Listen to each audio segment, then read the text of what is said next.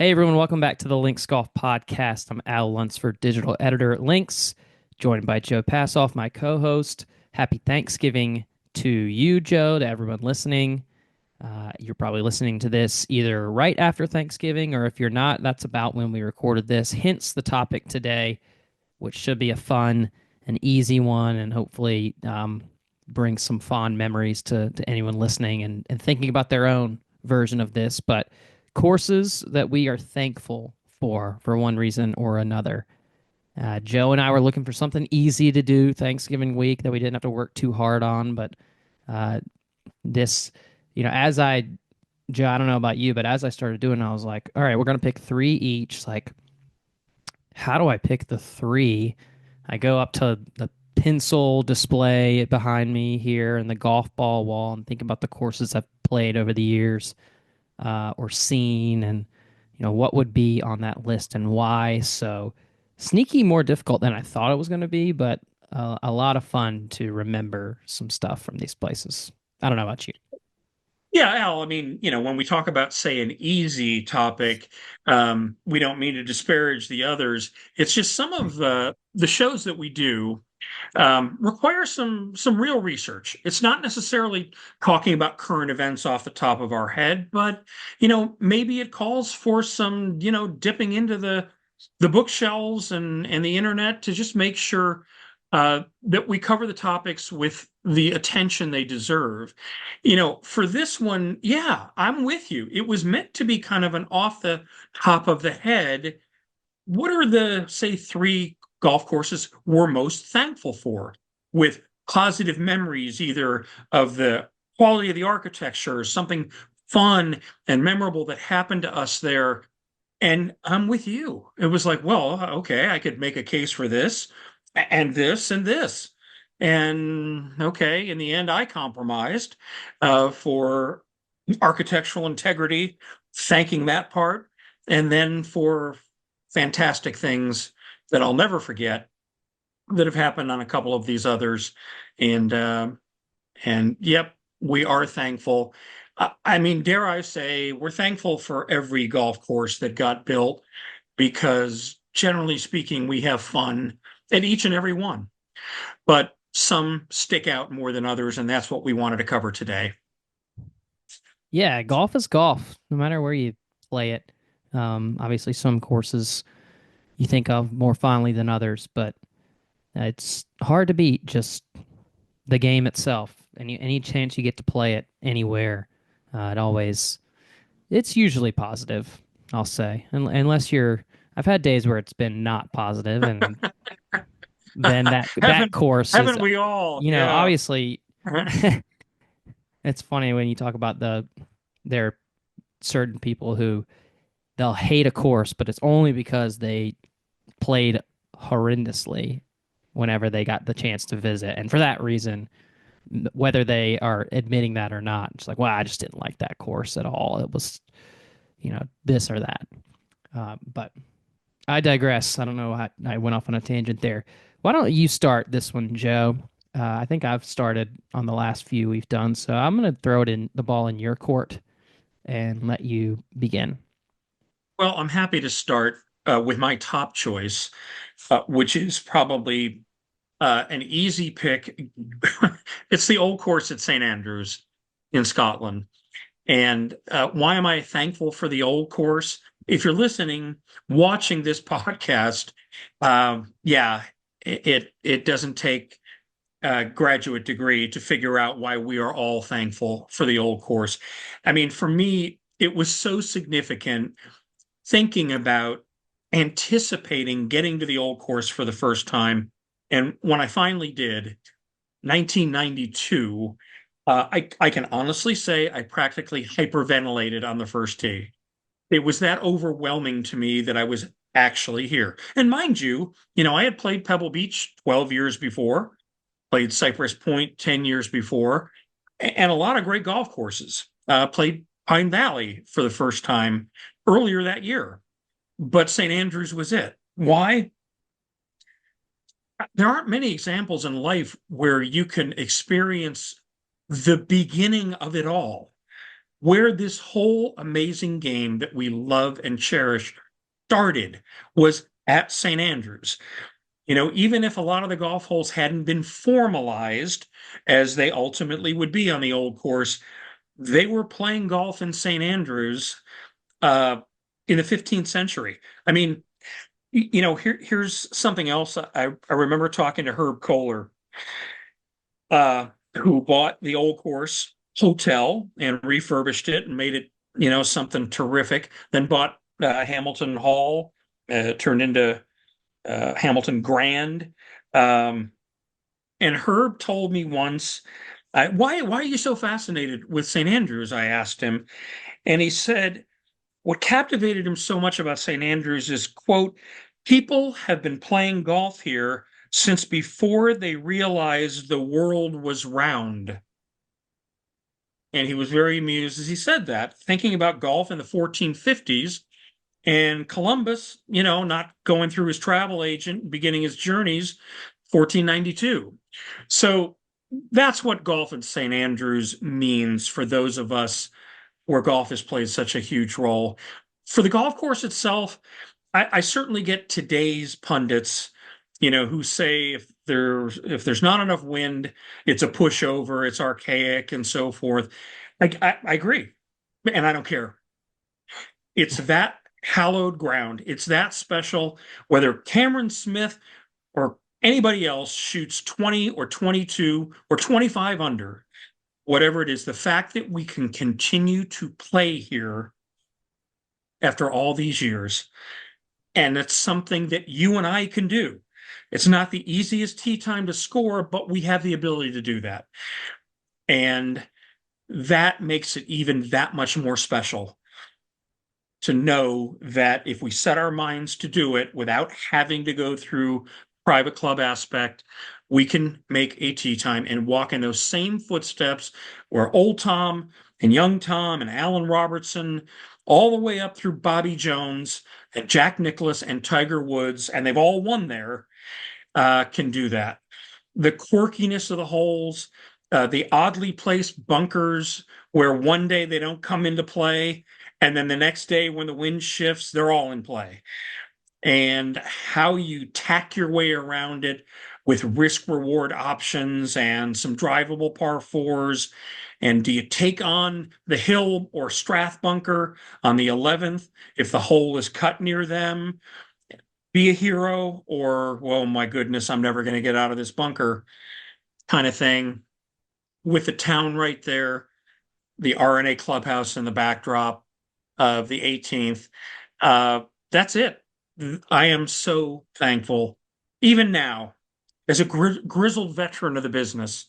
That is my top course I am thankful for in the game of golf is the old course at St. Andrews. It's just everything.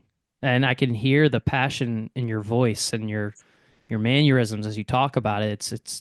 It really, really means something to you, this place. And I'll tell you right now, I'm planning a trip in 2026.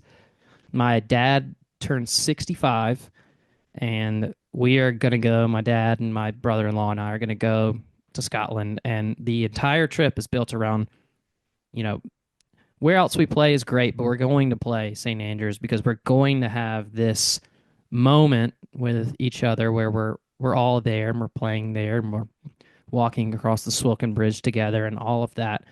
That's going to happen, and it's the top thing on my bucket list to do in the game of golf, especially with my dad. Um, it, I cannot wait. Like, it's going to be everything, and other courses and experiences you talk about, like the first time you go to the Masters, how that lives up to the hype impossibly to every single person who attends it. And this is kind of in that same realm, right? Like every single person that goes to St. Andrews is transported and it changes them, right? And in terms of what golf means to them. So I want to get Yeah, a I slice mean, of that. yeah, Al, I'm glad you feel that way. As an acknowledgement, simply to this game that has brought so much meaning and joy into our lives. To be able to tip your hat where it all started, uh, few differing accounts about starting somewhere else, but the general accepted view is it started in Scotland and it started right there. And I agree with you. My first trip to Augusta, to Pebble, to Cypress, to Pine Valley, all lived up to the hype. Mhm. This one is just a little different degree. And man, I will. I look forward to hearing your report. Yeah, I will get to it here in about a year and a half. We'll see. Number one for me, Joe, and it's kind of the area itself, but we'll just call it Pinehurst, number two. And for me, this is the first major championship golf tournament I attended was in 2005, the U.S. Open. The first golf tournament I ever brought my wife to was this past year's U.S. Open at Pinehurst, and that's the first ever golf tournament she's been to. So that's very special. Um, I again, I got the chance to play this course growing up, and I don't think I totally appreciated, you know, being an hour and a half from this iconic place and this course that has so much history. It's building on that now. Uh, but like I said, the Pinehurst area as a whole, uh, similarly, you once you get to a certain point where you're closing in on the Pinehurst area, things kind of change, and you can feel a shift to this place that has this sort of aura to it. That's all about golf, and it's really remarkable. And I know you've experienced that too. But Pinehurst number two, I'm so glad it's been so warmly received, especially in the wake of the U.S. Open this year. It universally felt like people really appreciated that as a unique test for major championship golf. But it's pretty fair. You're not going to lose any golf balls. You are going to lose your patience trying to keep the ball on the green and trying to get it in the hole, but you are going to leave feeling like that course got the best of you, but you could also get the best of it if you had your best stuff out there. Uh, and then everything around the resort. So the Cradle. I mean, I'm thankful I got to see Pinehurst number 10, the newest course there. Uh, the fact that there's 10 and going to be 11 courses here in the future to add variety, and then everything else in the Sandhills of North Carolina that's around it. The Carolina Hotel, just the charming atmosphere that exists in Pinehurst, North Carolina. Um, Today, I really appreciate it much more than I ever did growing up, and I'm just really thankful that I could go and attend that U.S. Open in 2005 because it was at a point for me where I was playing high school golf, and I would say I went through a period where I left golf and not really played much, and then kind of came back to it when I was coming into high school, and this really just totally solidified it for me as something that I would be obsessed with doing for the rest of my life. So, very thankful for Pinehurst as a whole, and we'll zero in on Pinehurst number two as being the kind of epicenter of all of that. Well, it's you don't need my pat on the pat on the head. It's the perfect pick because it bookends perfectly with St. Andrews and the old course at St. Andrews. I mean, if we call St. Andrews the home of golf and a tagline at Pinehurst area, the home of American golf, and it's legitimate. It was whether it was the first or one of the first great resort destinations where you made a specific purpose to get out of the cold weather and went to a place and and Pinehurst was evolutionary and revolutionary in golf design, in experimenting with different grasses, to see what would work best in the Southeast for resort courses, and having Donald Ross make his home there. And so all the experimenting that Donald Ross would do started at Pinehurst on the different courses there, and especially on his best lab project, number two, as it evolved so many times, but always at Ross's hand, for those first 35, 40 years. And we began to appreciate a different style and kind of architecture, a way of playing the game. And, you speak of the experience on number two. It's also one of golf's greatest walks, because there's very little stress on you with the tee shots. It's framed by those beautiful pines, but you're not suffocated by them ever. That sandy soil underneath means it's a fun walk. Your legs, your feet can handle it. The only time it's going to get frustrating is if you attempt to score and score low, because the greens at current speeds with the contouring are very difficult for every class of player. But for every class of player, yeah, you're not going to lose a golf ball. You're just going to have some challenges getting it in the cup, and that's okay. It really is. As you put it very well, if you're bring your best, you can score on number two. And if you don't, look out. It's a golf course that you can absolutely lose your mind on, because it looks all there for the taking. And yeah, if you don't have a reliable short game, it's going to come back to bite you. Yeah, and I guess I should say thankful to Cord and Crenshaw too for the restoration work that they did out And there. yeah, and with number two as the anchor tenant, but there's so much more. And then the relationship of number two, the Pinehurst Resort, and some of the others to the town itself, the town of Pinehurst, is very much like St. Andrews is, Hmm. the golf to the surrounding town. And what just a perfect match. Well, all right. We've got the home of golf and the home of American golf covered in the courses that we are most thankful for. And my next one might be a little bit of a surprising choice, but it comes with an explanation, an asterisk or two. That would be the Pacific Grove Golf Links in Pacific Grove, California. So, and no disrespect to any other destination, golf destination on earth, but my favorite place is the Monterey Peninsula. It's just what connects with me spiritually, visually. The place is just my happy zone, being on the Monterey Peninsula, whether I'm playing golf or not. It's the beauty of the ocean, of the unique vegetation and trees, sort of generally sweater weather. It doesn't get that much colder usually, but you don't have too many days, at least by the coast, that are in the 80s. So uh, that's kind of my vote for the Monterey Peninsula.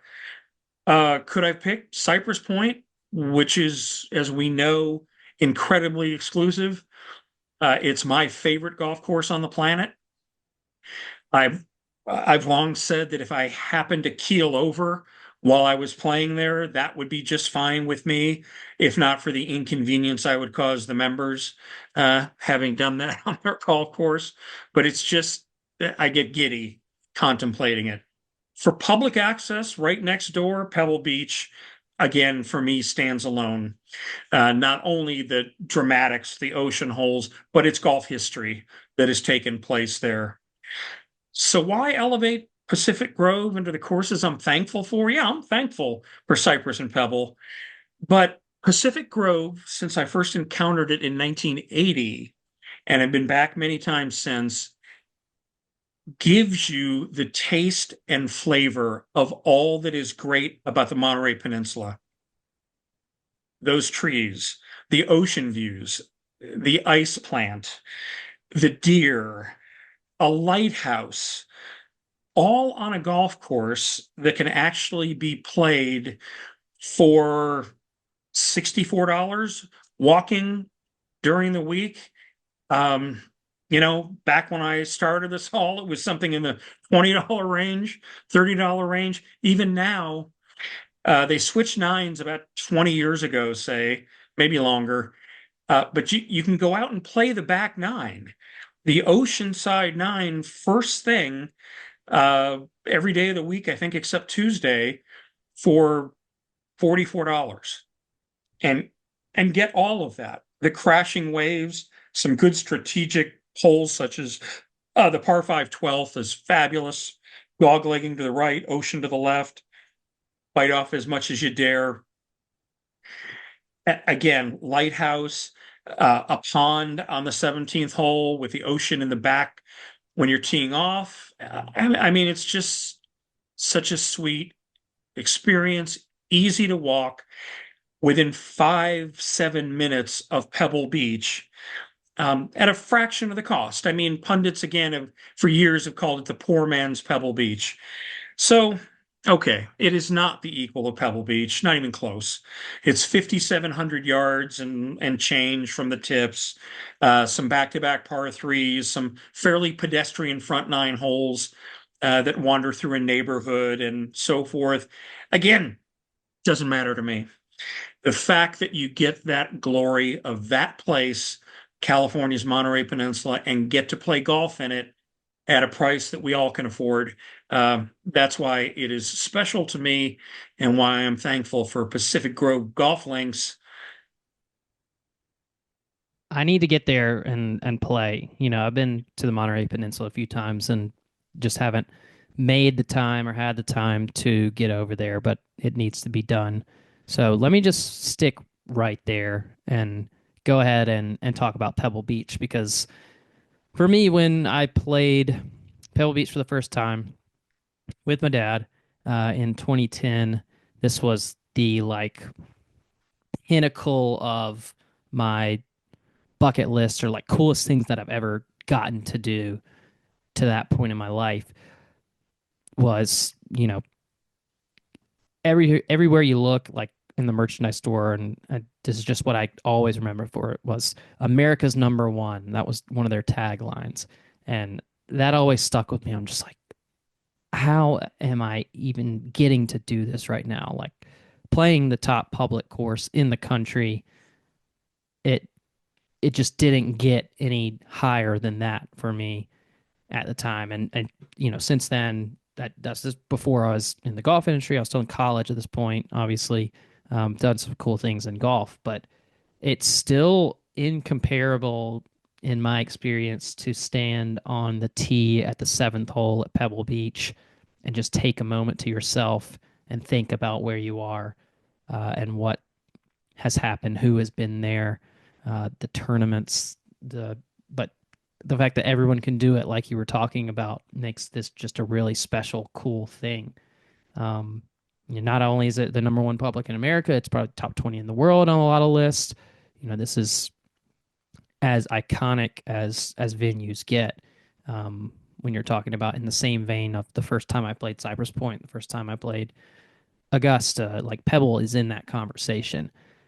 So to experience the seventh hole, the 18th hole, the eating breakfast on the deck that overlooks the first tee, that little breakfast restaurant right there, and just driving around the town of Carmel. This was around that. Now I've played it a few times, and it's special because I've gotten to go back, and Lynx has a relationship there. We have an event there now, so it's become even more special, and I'm thankful for it. But uh, from the first time I played it, it was I could recall every single shot and situation that I was in for over a decade until the next time I got to play Pebble again. Now it's kind of muddied it. And I'm like, wait, when was the?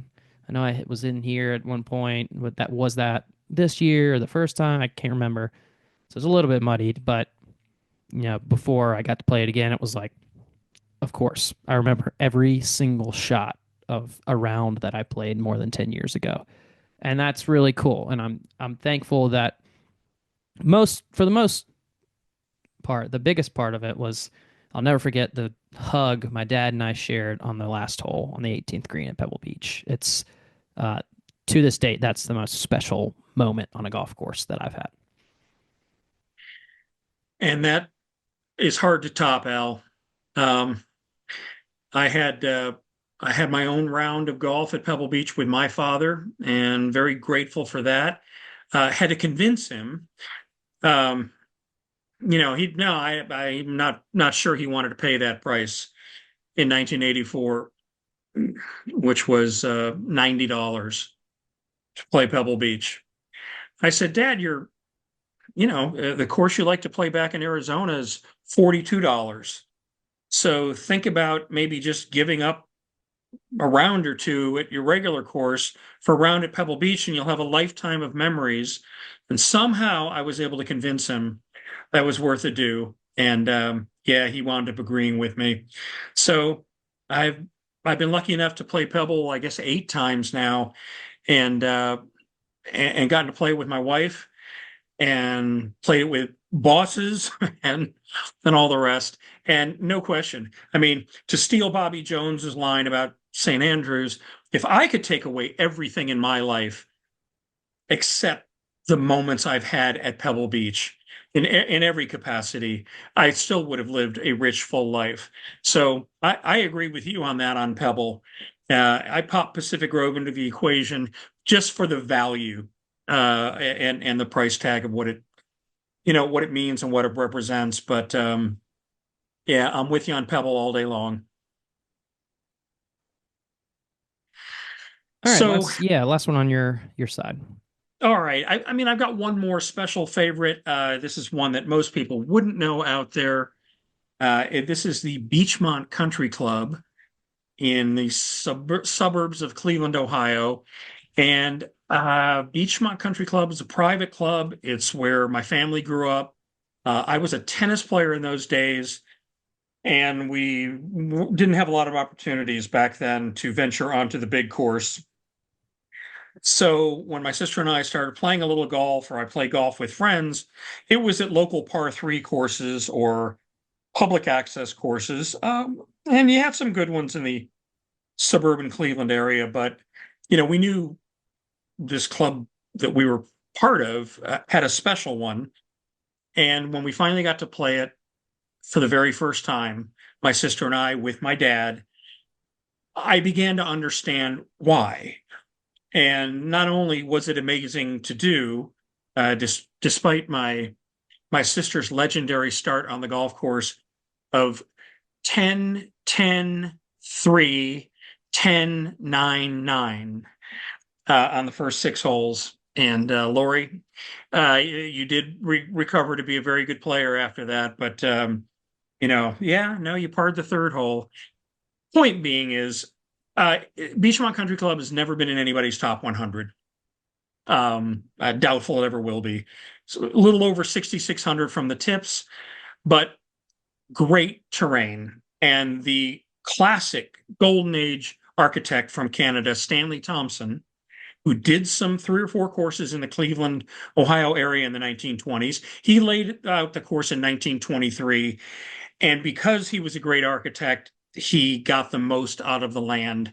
And that's what I began to see at an early age, really before golf had totally captivated me, what golf and a golf course could be when you had elevation change.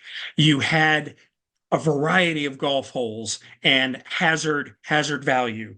The par 3 third that my sister happened to par went downhill over both a creek and a pond.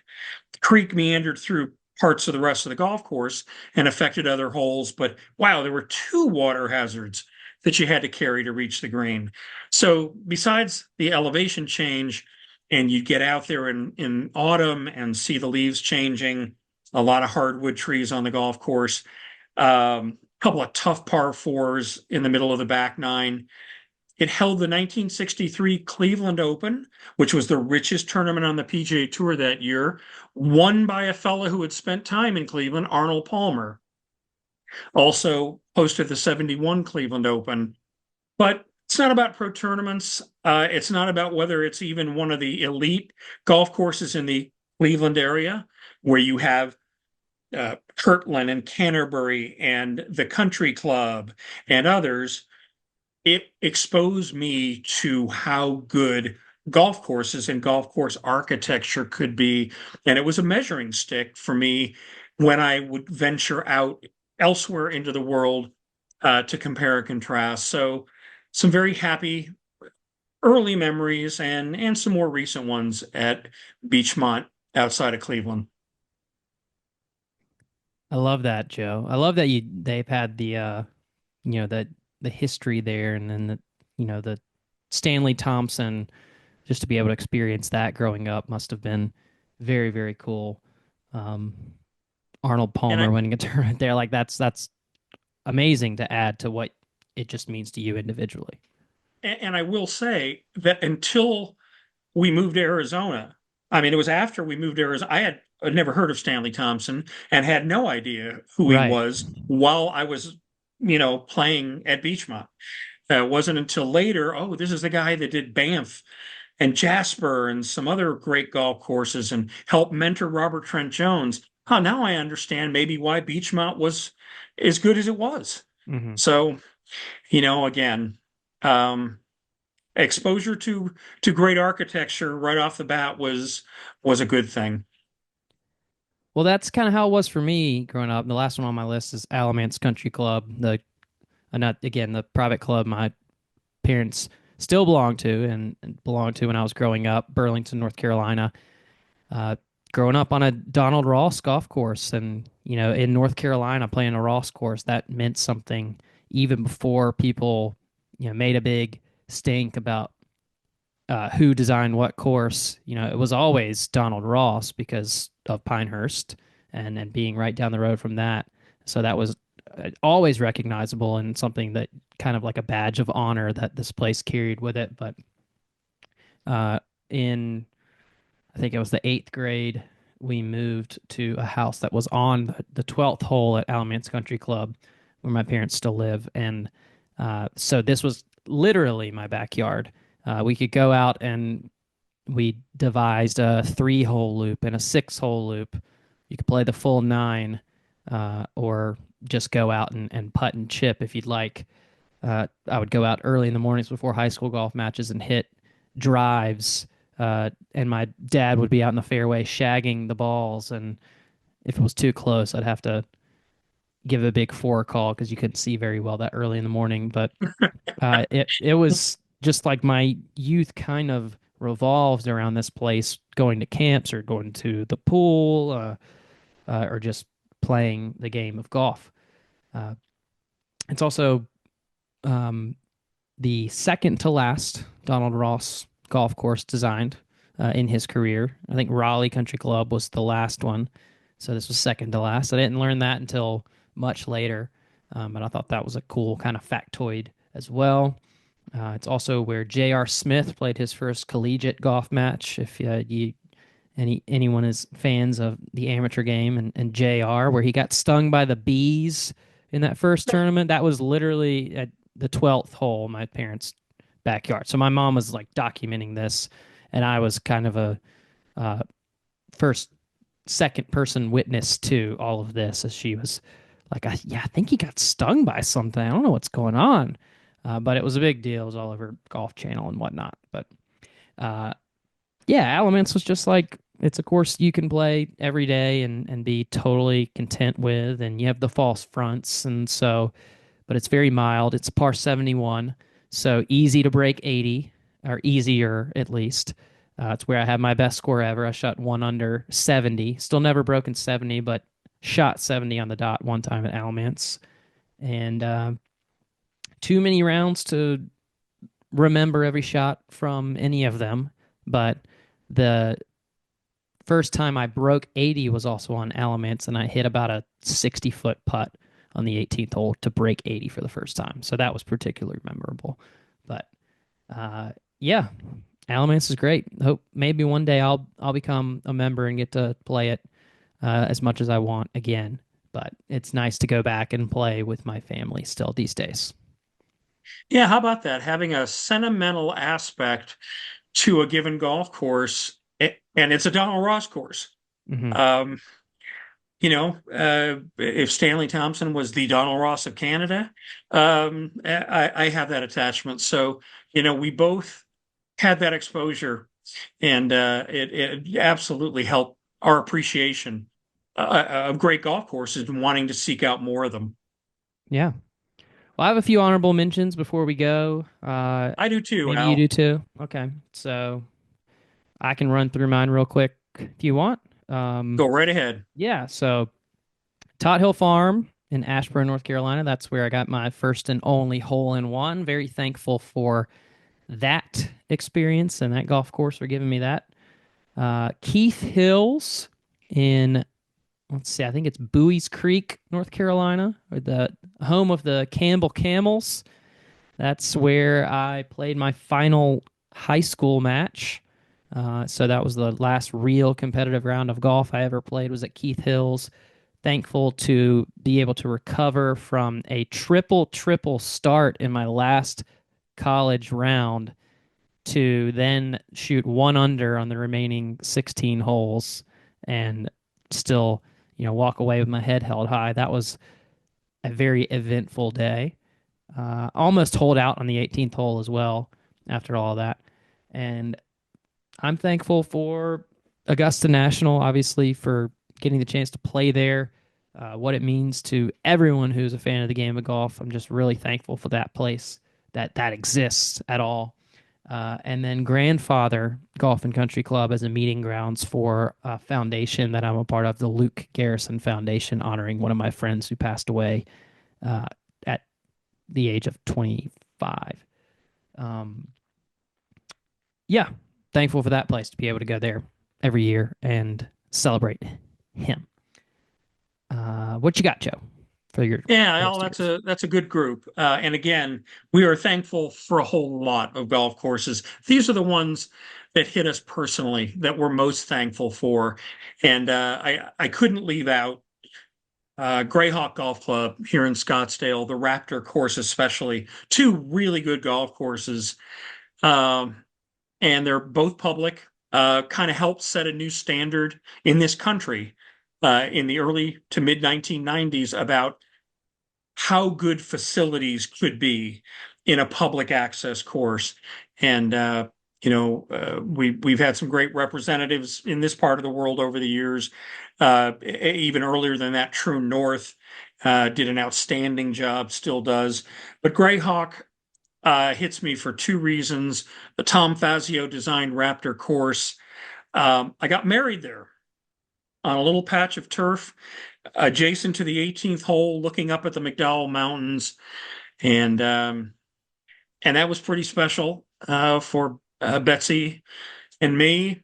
And in addition, a few years after that, the last round of golf I ever got to play with my dad before he passed away happened to be at Grayhawk Raptor. And so always going to be special for me, and I'm very thankful for that.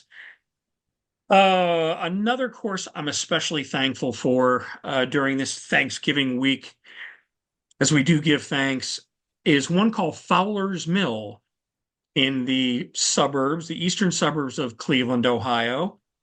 When I was a little kid, it was the headquarters for TRW, the great aerospace giant. And this was their corporate golf course, which I did get to play back then when it was TRW. Again, I knew it was different. It was the top ranked public course ultimately in Cleveland. And it was different because of the use of uh, uh, railroad ties, sleepers, as the British call them, shoring up some of the greens and bunkers. And that's because it was one of the early efforts of Pete Dye and his brother Roy back when they were a team, so to speak, and did a number of fine golf courses. This was one of them. TRW eventually parted ways with the golf course, and it became the public Fowler's Mill, 27 holes. And on the Championship 18 back in 1996, I had my career low, an even par 72, had a hole, an 8 footer at the 18th for par to shoot that 72. But the round started off in pretty good fashion with par, birdie, then an ace on the third hole with a 7 wood, no less. Ooh. And yeah, so par, birdie, ace, and then a par on the number one handicap hole. So 3 under after three, and held it together for 72. And I'm thankful for Fowler's Mill. Still acknowledged as a great golf course. Uh, yeah, I mean, a couple of others I could mention. Sedona Golf Resort, one of my favorite places on earth where my parents moved to. My dad was a ranger there in the final years of his life. Outstanding par three 10th hole with the red rocks in the background. Gary Panks did the design there. And again, a lot of happy memories with my family playing golf there. I don't really have to mention a couple of the other courses that I've had aces. I could, but I won't. But I'll match you in finishing this up. Courses we're grateful for, and that is Augusta National. Having had the privilege of playing it once, covering many, many masters, watching it on television, and no matter what the critics may harp on, wishing it were more Mackenzie-like in the bunkering, or having to add the length and more trees and bunkers and this and that, it still represents what Mackenzie called the Wonder Inland Golf Course. The drama that's inherent with the risk rewards down the stretch make for the most exciting finish in golf. Perhaps it's easy to talk about TPC Sawgrass as equaling in that department, but a lot of that is crash and burn, testing the best of the best. Augusta is a golf course that the average guy, if you can handle tight lies, downhill lies and swift running greens, you can play Augusta National. It is wide, it is friendly.